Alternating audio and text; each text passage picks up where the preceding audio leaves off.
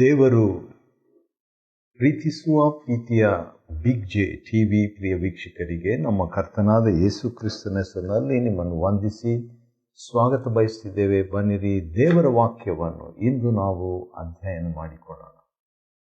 ದೇವರ ವಾಕ್ಯವನ್ನು ಯಾಕೆ ನಾವು ಅಧ್ಯಯನ ಮಾಡಿಕೊಳ್ಳಬೇಕು ಎಂಬುದಕ್ಕೆ ಒಂದು ಕಾರಣ. ನಾವು ಕೀರ್ತನೆಯಿಂದ ನೋಡಿಕೊಳ್ಳೋಣ. ಕೀರ್ತನೆ 119ನೇ ಅಧ್ಯಾಯ. ಇಡೀ 119ನೇ ಕೀರ್ತನೆಯಲ್ಲಿ ಬಹಳಷ್ಟು ಒಂದೊಂದು ಕೀರ್ತನೆಯೂ ದೇವರ ವಾಕ್ಯದ ಬಗ್ಗೆ ಹೇಳುವಂಥ ಕೀರ್ತನೆಗಳಿದೆ. ಮತ್ತು ಇದರಲ್ಲಿ ಒಂದು ವಚನ ನಾನು ನಿಮ್ಮ ಮುಂದೆ ಇಡ ಬಯಸ್ತೇನೆ. ಅದೇನಂತ ಹೇಳಿದರೆ 119ನೇ ಕೀರ್ತನೆಯ 165ನೇ ವಚನ ಈ ರೀತಿಯಾಗಿದೆ. ನೋಡೋಣ ಬನ್ನಿರಿ ಏನಿದೆ ಅಂತ ಹೇಳ್ಬಿಟ್ಟು. ನಿನ್ನ ಧರ್ಮಶಾಸ್ತ್ರವನ್ನು ಪ್ರೀತಿಸುವವರಿಗೆ ಸಂಪೂರ್ಣ ಸಮಾಧಾನವಿರುವುದು. ಸಂಪೂರ್ಣ ಸಮಾಧಾನ ಅಂಥವರಿಗೆ ವಿಘ್ನಕರವಾದದ್ದು ಏನೂ ಇರುವುದಿಲ್ಲ. ಹಾಗಾದರೆ ದೇವರ ವಾಕ್ಯ ನಮಗೆ ಸಂಪೂರ್ಣ ಸಮಾಧಾನವನ್ನು ಕೊಡ್ತದೆ. ಸಂಪೂರ್ಣ ಸಮಾಧಾನವನ್ನು ಕೊಡುವಂಥದ್ದು ದೇವರ ವಾಕ್ಯ. ಈ ಕಾರಣಕ್ಕಾಗಿ ದೇವರ ವಾಕ್ಯವನ್ನು ಅಧ್ಯಯನ ಮಾಡಿಕೊಳ್ಬೇಕು. ನಮಗೆ ಸ್ವಲ್ಪ ಸಮಾಧಾನ ಅಲ್ಲ, ಸಂಪೂರ್ಣ ಸಮಾಧಾನ ನಮಗೂ, ನಮ್ಮ ಕುಟುಂಬದವರಿಗೂ, ನಮ್ಮ ಮಕ್ಕಳಿಗೂ ಇರಬೇಕು. ಇರುತ್ತೆ. ಅದನ್ನು ನಾವು ನಂಬಿಕೆಯಿಂದ ಪಡ್ಕೊಳ್ಳೋಣ. ಈಗ ಇಂದಿನ ನಮ್ಮ ಅಧ್ಯಯನ, ಈಗ ಹಗ್ಗಾಯ್, ಪ್ರವಾದಿಯಾದ ಹಗ್ಗಾಯನ ಪ್ರವಾದನೆಯ ಗ್ರಂಥಕ್ಕೆ ಹೋಗೋಣ ಬನ್ರಿ. ಹಗ್ಗಾಯ್ ಅಂತ ಹೇಳಿದರೆ ಹಬ್ಬ ಅಂತ ಅರ್ಥ. ಹಗ್ಗಾಯನು ಮತ್ತು ಹಬ್ಬವನ್ನು ತರುವವನು ಎಂಬುದಾಗಿ. ಹಗ್ಗಾಯ್, ಜಕರಿಯ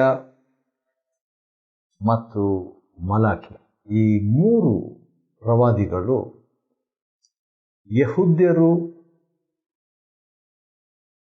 ಬಾಬೇಲಿಗೆ ಸೆರೆಯಾಗಿ 70 ವರ್ಷಗಳಲ್ಲಿ ಇದ್ದು, ಅನಂತರ ಅವರು ಹಿಂದಿರುಗಿ ದೇವರು ವಾಗ್ದಾನ ಮಾಡಿದ ಹಾಗೆ ಹಿಂದಿರುಗಿ ಸ್ವದೇಶಕ್ಕೆ ಬಂದ ಮೇಲೆ ಹಗ್ಗಾಯ್, ಜಕರಿಯ, ಮಲಾಕಿ ಎಂಬ ಮೂವರು ಪ್ರವಾದಿಗಳು ಬಂದು ಸಂದೇಶವನ್ನು ಕೊಟ್ಟರು. ಅದರಲ್ಲಿ ಹಗ್ಗಾಯ್ ಕೊಟ್ಟಂಥ ಸಂದೇಶ ಯಾವ ಕಾಲದಲ್ಲಿ ಅಂದರೆ, 1ನೇ ಅಧ್ಯಾಯ 1ನೇ ವಚನದಲ್ಲಿ, ಅರಸನಾದ ದಾರ್ಯಾವೇಶನ ಆಳಿಕೆಯ 2ನೇ ವರ್ಷ 6ನೇ ತಿಂಗಳಿನ 1ನೇ ದಿನದಲ್ಲಿ ಯೆಹೋವನು ಈ ವಾಕ್ಯವನ್ನು ದಯಪಾಲಿಸಿದನು.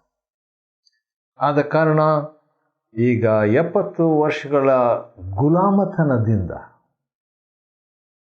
ಯೆಹೂದ್ಯರಲ್ಲದವರ ಅನ್ಯರಿಂದ, ವಿದೇಶಿಗಳಿಂದ ಬಹಳಷ್ಟು ಕುಗ್ಗಿಸಲ್ಪಟ್ಟಂಥ ದೇವಜನರು ಈಗ ಹಿಂದಿರುಗಿ ಬರುವಂಥದ್ದು ಹಬ್ಬವೇ. ಎಂಥ ಹಬ್ಬ ಅಂತ ಹೇಳ್ಬಿಟ್ಟು ನೋಡುವಾಗ, ಪ್ರತಿದಿನ ಹಬ್ಬ, ಎವ್ರಿ ಡೇ ಫೆಸ್ಟಿವಲ್. ಹಾಗಾದರೆ ಹಗ್ಗಾಯ ಅಂತ ಹೇಳಿದ್ರೆ ಹಬ್ಬ ಅಂತ ಹೇಳ್ಬಿಟ್ಟು. 1ನೇ ಅಧ್ಯಾಯ ಹಗ್ಗಾಯನ ಗ್ರಂಥದಲ್ಲಿ ಹಬ್ಬದ 10 ರಹಸ್ಯಗಳನ್ನು ನಾವು ನೋಡಿಕೊಳ್ಳೋಣ. ನಮ್ಮ ಜೀವನದಲ್ಲಿ ಕೂಡ ಸತತವಾಗಿ ಹಬ್ಬ ಇರಬೇಕಾದ್ರೆ 10 ರಹಸ್ಯಗಳು ಇದೆ. ಹಬ್ಬ ಅಂತ ಹೇಳಿದ ತಕ್ಷಣ ಹೊಸ ಒಡಂಬಡಿಕೆಯಲ್ಲಿ ಹಬ್ಬ ಎಂಬ ಪದ ಎಲ್ಲಿ ಬಂದಿದೆ ಅಂತ ಹೇಳ್ಬಿಟ್ಟು ನೋಡುವಾಗ, ಹೌದು, ಲೂಕನ ಬರೆದ ಸುವಾರ್ತೆ 15ನೇ ಅಧ್ಯಾಯದಲ್ಲಿ ಬಂದಿದೆ. ಹಬ್ಬ ಮಾಡೋಣ ಎಂಬಂಥ ಮಾತು, ಯಾವ ರೀತಿಯಾಗಿ ತಪ್ಪಿ ಹೋದ ಮಗನು ಹಿಂದಿರುಗಿ ತಂದೆಯ ಬಳಿಗೆ ಬಂದಾಗ ಏನಾಗ್ತದೆ, ಆ ತಂದೆ ಹೇಳುವಂಥ ಮಾತು ಈ ರೀತಿಯಾಗಿದೆ. 15:23 ಲೂಕನ ಸುವಾರ್ತೆ. ಹಬ್ಬ ಮಾಡೋಣ. 24ನೇ ವಚನ, 15:24. ಹಬ್ಬ ಮಾಡೋಣ, ಉಲ್ಲಾಸ ಪಡೋಣ ಎಂಬುದಾಗಿ ಹೇಳ್ತಾರೆ. ಆದರೆ ಪೌಲನು ಕೂಡ ಈ ಹಬ್ಬದ ಬಗ್ಗೆ ಒಂದು ಮಾತು ಹೇಳಿದ್ದು ನನಗೆ ಭಾಳ ಇಷ್ಟ. ಅದು ನೋಡೋಣ ಏನಿದೆ ಅಂತ ಹೇಳ್ಬಿಟ್ಟು, ಮೊದಲನೇ ಕೊರಿಂಥದವರಿಗೆ ಬರೆದ ಮೊದಲನೇ ಪತ್ರಿಕೆ ಮತ್ತು 5ನೇ ಅಧ್ಯಾಯ, ಅದರಲ್ಲಿ ನಾವು ನೋಡೋದಾದರೆ 8ನೇ ವಚನ ಈ ರೀತಿಯಾಗಿದೆ. ಸರಳತೆ, ಸತ್ಯತೆ ಇವೆರಡು ನಮ್ಮಲ್ಲಿ ಇದ್ದರೆ ಹಬ್ಬವನ್ನು ಆಚರಿಸೋಣ. ಸರಳತೆ ಇದ್ದರೆ ಹಬ್ಬ, ಸತ್ಯತೆ ಇದ್ದರೆ ಹಬ್ಬ. ಈಗ ಹಬ್ಬ ಎಂಬ ಹೆಸರಿರುವಂಥ ಹಗ್ಗಾಯ್, ಆ ಹಬ್ಬದ 10 ರಹಸ್ಯಗಳನ್ನು ನಾವು ನೋಡಿಕೊಳ್ಳೋಣ. ಇಲ್ಲಿ ಯೆಹೋವನ ವಾಕ್ಯವು ಶೆಯಲ್ತಿಯೇಲನಿಗೆ, ಈ ವಾಕ್ಯವನ್ನು ಶೆಯಲ್ತಿಯೇಲನು ಅಂತ ಹೇಳಿದರೆ ಇದು ಭಾಳ ಇಷ್ಟ ನನಗೆ, ಇವನ ಹೆಸರು. ಯಾಕಂದರೆ ನಾನು ದೇವರಿಂದ ಕೇಳಿಕೊಂಡೆ ಅಂತ ಅರ್ಥ. ಶೆಯಲ್ತಿಯೇಲ್ ಅಂತ ಹೇಳಿದರೆ ಐ ಹ್ಯಾವ್ ಆಸ್ಕ್ಡ್ ಗಾಡ್, ನಾನು ದೇವರನ್ನೇ ಕೇಳಿಕೊಂಡೆ. ಅದು ಬೆಟರ್ ಅಂತ ಕಾಣ್ತದೆ. ಐ ಹ್ಯಾವ್ ಆಸ್ಕ್ಡ್ ಗಾಡ್, ನಾನು ದೇವರನ್ನೇ ಕೇಳಿಕೊಂಡೆ, ನಾನು ದೇವರನ್ನು ಕೇಳಿಕೊಂಡೆ ಅಂತ ಹೇಳ್ತೀವಲ್ಲ, ನಾನು ದೇವರನ್ನು ಕೇಳಿಕೊಂಡೆ ಅಂತ ಹೇಳಿದರೆ ಅದರ ಅರ್ಥ ಶೆಯಲ್ತಿಯೇಲ್ ಅಂತ ಅರ್ಥ. ಶೆಯಲ್ತಿಯೇಲನಿಗೆ ಹುಟ್ಟಿದ ಯೆಹೂದ ದೇಶಾಧಿಪತಿಯಾದ ಜೆರುಬ್ಬಾಬೆಲನು. ಜೆರು ಅಂತ ಹೇಳಿದ್ರೆ ಬಾಬೇಲ್ನಿಂದ ಇಳಿದು ಬಂದವನು, ಬಾಬೇಲ್ನಿಂದ ಅಂತ ಅರ್ಥ. ಜೆರುಬ್ಬಾಬೆಲ್ ಅಂತ ಹೇಳಿದ್ರೆ. ಮತ್ತು ಯೆಹೋಚಾದಕನು ಅಂತ ಹೇಳಿದ್ರೆ ಯೆಹೋವನು ನೀತೀಕರಿಸಿದಂಥವನು ಅಂತ ಹೇಳ್ಬಿಟ್ಟು, ಜೆಹೋವಾ ರೈಟೆಡ್. ಮತ್ತು ಜನಿಸಿದ ಮಹಾಯಾಜಕನಾದ ಯೆಹೋಶುವನಿಗೆ, ಮೋಶೆ ಕಾಲದಲ್ಲಿ ಒಬ್ಬ ಯೆಹೋಶುವನಿದ್ದನು, ಇಲ್ಲಿ ಇವನು ಬೇರೆ ಯೆಹೋಶುವನು, ಇವನು ಮಹಾಯಾಜಕನಾಗಿದ್ದನು. ಯೆಹೋಶುವ ಅಂತ ಹೇಳಿದ್ರೆ ಯೆಹೋವನು ರಕ್ಷಿಸಿದನು, ರಕ್ಷಿಸುವನು ಅಲ್ಲ, ರಕ್ಷಿಸಿದ್ದಾನೆ. Jehovah or Yehovah or Yahweh saved, ರಕ್ಷಿಸಿದ್ದಾನೆ. ಹೌದು, 70 ವರ್ಷಗಳು ಅವರು ಬಾಬೇಲ್ನಲ್ಲಿ ಇದ್ದಂಥವ್ರನ್ನ ರಕ್ಷಿಸಿದ್ದಾನೆ. ಈಗ ಹೌದು, ನಾನು ದೇವರಿಂದ ಕೇಳಿಕೊಂಡೆ, ದೇವರು ಬಾಬೇಲ್ನಿಂದ ಕರ್ಕೊಂಡು ಬಂದು ಯೆಹೋವನು ನೀತಿವಂತನಾಗಿ ನಮ್ಮನ್ನು ರಕ್ಷಿಸಿದ್ದಾನೆ ಎಂಬುದು ಈ 4 ಜನರ ಹೆಸರಿನ ಅರ್ಥ. ಈಗ ಆ ರೀತಿಯಾಗಿ ರಕ್ಷಿಸಿದಾಗ 5ನೇ ಹೆಸರು ಬರ್ತದೆ ಹಗ್ಗಾಯನಿಗೆ. ಪ್ರವಾದಿಯಾದ ಹಗ್ಗಾಯನ ಮೂಲಕ ಹೇಳಿದ, ಅವಾಗ ಏನಾಗ್ತದೆ? ಹಬ್ಬ ಆಗ್ತದೆ. ಸರಿ, ಮೊದಲನೇ ಹಬ್ಬದ ರಹಸ್ಯ 2ನೇ ವಚನದಲ್ಲಿ ಇದೆ. ಅದೇನಂತ ಹೇಳಿದ್ರೆ, ಸೇನಾಧೀಶ್ವರನಾದ ಯೆಹೋವನೆಂತೆನ್ನುತ್ತಾನೆ. ಹಬ್ಬದ ಮೊದಲನೇ ರಹಸ್ಯ ದೇವರ ವಾಕ್ಯ. The word of the Lord brings the festive atmosphere or the spirit of festival. ಹಬ್ಬದ ಆತ್ಮವನ್ನು ತರುವಂಥದ್ದು ದೇವರ ವಾಕ್ಯವು. 560 ಸಾರಿ ಯೆಹೋವನೆಂತೆಂದನು ಅಂತ ಮೋಶೆಯ ಧರ್ಮಶಾಸ್ತ್ರದಲ್ಲಿ ಮತ್ತೆ ಬರುವಂಥ ಆ ಪದ. ಹೌದು, ಅದೇ ರೀತಿಯಾಗಿ ಚರಿತ್ರೆಯ ಪುಸ್ತಕದಲ್ಲಿ ಮತ್ತು ಅರಸುಗಳ ಗ್ರಂಥದಲ್ಲಿ ಒಟ್ಟು ನೋಡುವಾಗ 2000ಕ್ಕಿಂತಲೂ ಹೆಚ್ಚು ಬಾರಿ ಬರ್ತದೆ ಯೆಹೋವನಿಂತೆಂದನು. The word of the Lord came to so and so. ಇಂತಿಂಥವರಿಗೆ ದೇವರ ವಾಕ್ಯ ಬಂತು, ಯೆಹೋವನಿಂತೆನ್ನುತ್ತಾನೆ ಅನ್ನುವಂಥ ಪದ. ಆದ ಕಾರಣ ದೇವರ ವಾಕ್ಯದಿಂದ ಹಳೆ ಒಡಂಬಡಿಕೆಯಲ್ಲಿ ಮಾತ್ರ 2000ಕ್ಕಿಂತಲೂ ಹೆಚ್ಚು ಬಂದಂಥ ಈ ವಾಕ್ಯದ ದೆಸೆಯಿಂದಲೇ ನಮಗೆ ಹಬ್ಬ. 3ನೇ ವಚನ ಹಗ್ಗಾಯಿ ಗ್ರಂಥ. ಹಗ್ಗಾಯಿ ಅಂದರೆ ಹಬ್ಬ. 1ನೇ ಅಧ್ಯಾಯದ 3ನೇ ವಚನದಲ್ಲಿ ನಾವು ನೋಡುವಾಗ ಹಬ್ಬದ 2ನೇ ರಹಸ್ಯ ಇದೆ. ಅದೇನಂತ ಹೇಳಿದರೆ, ಯೆಹೋವನು ಪ್ರವಾದಿಯಾದ ಹಗ್ಗಾಯನ. ಹಾಗಾದರೆ 2ನೇದು ಪ್ರವಾದಿ, the profit. Festival comes through the profit of God. ದೇವರ ಪ್ರವಾದಿಯ ಮುಖಾಂತರವಾಗಿ ನಮಗೆ ದೇವರ ಮನುಷ್ಯನಿರಬೇಕು, ಆತ್ಮಿಕ ನಾಯಕನಿರಬೇಕು ನಮ್ಮ ಜೀವನದಲ್ಲಿ, ಭಕ್ತಿವಂತರಿರಬೇಕು ನಮ್ಮ ಜೀವನದಲ್ಲಿ. ಅದು ಖಂಡಿತವಾಗಿ ಬೇಕು. ಪೌಲನಂಥವರೇ 2ನೇ ಕೊರಿಂಥ 2:17 ಅಥವಾ 2ನೇ ಕೊರಿಂಥ 2:7ರಲ್ಲಿ 2:13ರಲ್ಲಿ ನಾವು ನೋಡುವಾಗ ಒಬ್ಬ ತೀತನು ನನಗೆ ಸಿಕ್ಕಿಲ್ಲ ಅಂತ ಹೇಳ್ಬಿಟ್ಟು ಅವಿಶ್ರಾಂತನಾಗ್ತಾನೆ ಪೌಲನು. ಯಾಕಂತ ಹೇಳಿದ್ರೆ ಭಕ್ತಿವಂತರ ಅಗತ್ಯ, ಭಾಳ ಅಗತ್ಯ. ಅವರು ಜೂನಿಯರ್ ಇರ್ಬೋದು, ಸೀನಿಯರ್ ಇರ್ಬೋದು, ಭಕ್ತಿವಂತರು. ಅಂಥ ಪೌಲನೇ ನೋಡುವಾಗ 28ನೇ ಅಧ್ಯಾಯ ಅಪೊಸ್ತಲಕೃತ್ಯ 15ನೇ ವಚನದಲ್ಲಿ ಪೌಲನು ಅವರನ್ನು ನೋಡಿ ದೇವರ ಸ್ತೋತ್ರ ಮಾಡಿ ಧೈರ್ಯ ತಂದುಕೊಂಡನಂತ ಬರೆದಿದ್ದ.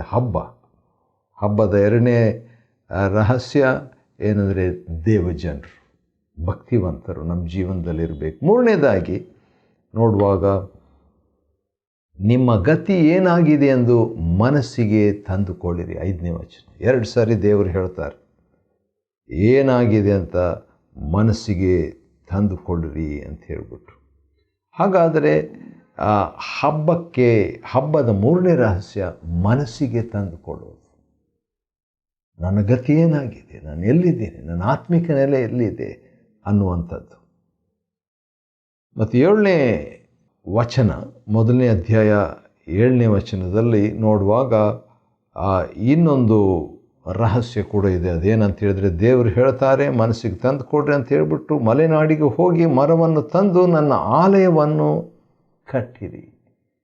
Building the church is the secret of festival. ಅಂದರೆ ಸಭಾ ಸೇವೆಯಲ್ಲಿ ಭಾಗಿಗಳಾಗಿರುವಂಥದ್ದು ಪ್ರಾಮುಖ್ಯ.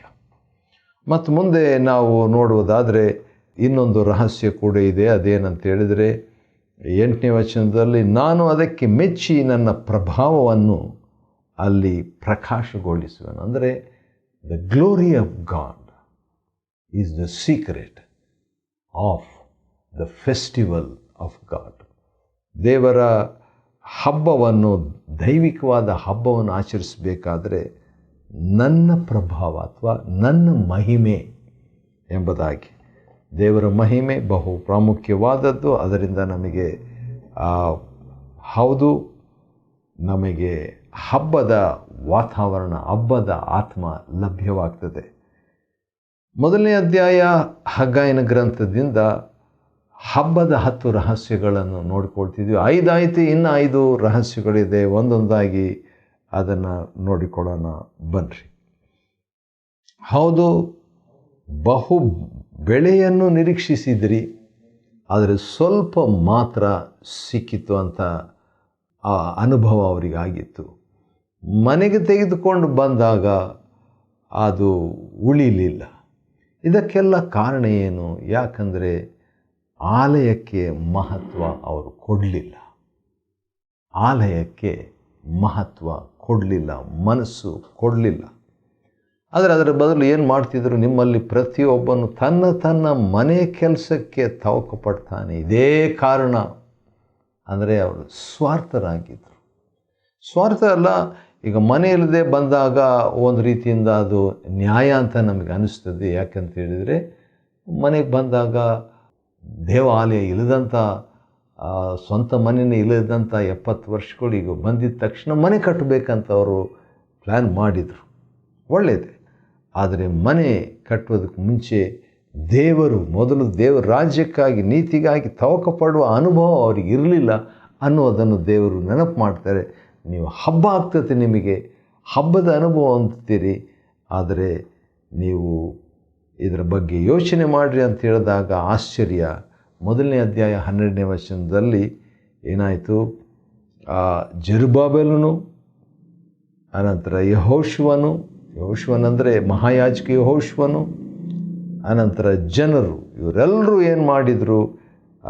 ದೇವರ ವಾಕ್ಯಕ್ಕೆ, ದೇವರ ಆಜ್ಞೆ ಪ್ರಕಾರವಾಗಿ ಪ್ರವಾದಿ ಹೇಳಿದ ಮಾತುಗಳಿಗೆ ಅವರು ಪ್ರತಿಕ್ರಿಯೆ ನೀಡಿದ್ರಂತೆ. They responded to the word of God. When you respond to the word of God, ದೇವರ ಪ್ರವಾದನೆ ಮಾತುಗಳಿಗೆ ನೀವು ಪ್ರತಿಕ್ರಿಯೆ ನೀಡಿದಾಗ ಅದು ಹಬ್ಬದ ರಹಸ್ಯ ರೀ. ದೇ ಟುಕ್ ಇಟ್ ಸೀರಿಯಸ್ಲಿ, ಗಂಭೀರವಾಗಿ ತೆಗೆದುಕೊಂಡ್ರು. 12ನೇ ವಚನದ ಕೊನೆಯ ಭಾಗದಲ್ಲಿ ಕಿವಿಗೊಟ್ಟು ಯೆಹೋವನಲ್ಲಿ ಭಯಭಕ್ತಿ ಉಳ್ಳವರಾದರು. ಭಯಭಕ್ತಿ, they committed themselves to God. ದೇವರಿಗೆ ತಮ್ಮನ್ನು ಸಮರ್ಪಿಸಿಕೊಂಡ್ರು, ಭಯಭಕ್ತಿ ಉಳ್ಳವರಾದರು. ಆ ಭಯಭಕ್ತಿ ಕೂಡ ಹಬ್ಬದ 7ನೇ ರಹಸ್ಯ. 8ನೇ ರಹಸ್ಯ ಏನಂದರೆ, ಹಗ್ಗಾಯನ ಇದನ್ನು ನೋಡಿ ಇಷ್ಟೆಲ್ಲ ಶಾರ್ಟ್ ಮೆಸೇಜ್, ಸಣ್ಣ ಒಂದು ಸಂದೇಶ ಕೊಟ್ಟರೆ ಅದು 5 ನಿಮಿಷಕ್ಕಿಂತಲೂ ಕಡಿಮೆ ಇರುವಂಥ ಒಂದು ಚಿಕ್ಕ ಸಂದೇಶ, 11 ವಚನಗಳ ಸಂದೇಶ ಅಥವಾ 10 ವಚನಗಳ ಸಂದೇಶ ಇವನು ಕೊಟ್ಟಾಗ ಏನಾಗ್ಬಿಡ್ತು? ಅವರು ಪ್ರತಿಕ್ರಿಯೆ ನೀಡಿದ್ರಲ್ಲ, ನಾಯಕರೇ ನೀಡಿದರು. ಆದ ಕಾರಣ ಹಗ್ಗಾಯನು ಈಗ ಪ್ರವಾದನೆ ಹೇಳ್ತಾನೆ, ಅದೇನಂತ ಹೇಳಿದ್ರೆ, ನಿಮ್ಮೊಂದಿಗೆ ಇದ್ದೇನೆ ಎಂಬಂಥ ದೇವರ ಶಾರ್ಟ್, ಚಿಕ್ಕದಾದಂಥ ಅಥವಾ 1, 2, 3, 4, 5 ಮಾತಿನ ಪ್ರವಾದನೆ.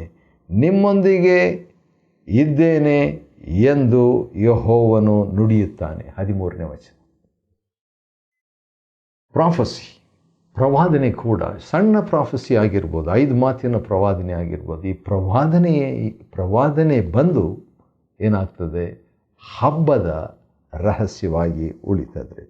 8th secret of ಫೆಸ್ಟಿವಿಟಿ. 9ನೇದಾಗಿ ನೋಡುವಾಗ 14ನೇ ವಚನದಲ್ಲಿ ಭಾಳ ಚೆನ್ನಾಗಿದೆ, ಇದು ಭಾಳ ಪವರ್ಫುಲ್ ಆಗಿದೆ, ಶಕ್ತಿಯುತವಾಗಿದೆ. ಆ ರೀತಿಯಾಗಿ ಪ್ರವಾದನೆ ಹೇಳಿದ ತಕ್ಷಣ ಏನಾಯಿತು? ಯೆಹೋಶುವ, ಹೌದು, ಜೆರುಬ್ಬಾಬೆಲ್ ಮತ್ತು ಯೆಹೋಶುವ, ಜನರು, ಇವರೆಲ್ಲರ ಮನಸ್ಸುಗಳನ್ನು ಯೆಹೋವನು ಪ್ರೇರೇಪಿಸಲು, ಗಾಡ್ ಮೂವ್ಡ್ ದೇರ್ ಹಾರ್ಟ್ಸ್. ದೇವರು ಪ್ರೇರೇಪಣೆ ಮಾಡುವಂಥದ್ದು ಹಬ್ಬದ ರಹಸ್ಯ, 9ನೇ ರಹಸ್ಯ. ಸೊ ಇದನ್ನು ನಾವು ಕೇಳಬೇಕು, ದೇವರೇ ಡೂ ಇಟ್ ಫಾರ್ ಮೀ, ನನ್ನ ಮನಸ್ಸನ್ನು ಪ್ರೇರೇಪಿಸು ಅಂತ ಹೇಳ್ಬಿಟ್ಟು. 10ನೇದಾಗಿ ಆ ರೀತಿಯಾಗಿ ಪ್ರೇರಣೆ ಆದಮೇಲೆ ಏನಾಯಿತು? ಆಲಯದ ಕೆಲಸಕ್ಕೆ ಕೈ ಹಾಕಿದರು. ಪ್ರಾಕ್ಟಿಕಲಿ ಅವರು ಆಲಯ ಕಟ್ಟುವುದಕ್ಕೆ ಪ್ರಾರಂಭ ಮಾಡಿದರು. ಮೊದಲು ತೀರ್ಮಾನ ಮಾಡಿದರು, ಈಗ ಆ್ಯಕ್ಷನ್ ಕೃತ್ಯದಲ್ಲಿ ಭಾಗವಹಿಸಿದರು. ಇದು 10ನೇ ರಹಸ್ಯ ಹಬ್ಬದ ಅನುಭವಕ್ಕೆ. ಹಗ್ಗಾಯಿ ಗ್ರಂಥ 1ನೇ ಅಧ್ಯಾಯವನ್ನು ಅಧ್ಯಯನ ಮಾಡಿಕೊಳ್ಳುವಂತೆ ದೇವರು ಕೊಟ್ಟ ಕೃಪೆಗಾಗಿ ಆತನಿಗೆ ಸ್ತೋತ್ರವಾಗಲಿ. ದೇವರು ನಿಮ್ಮನ್ನು ಆಶೀರ್ವದಿಸಲಿ.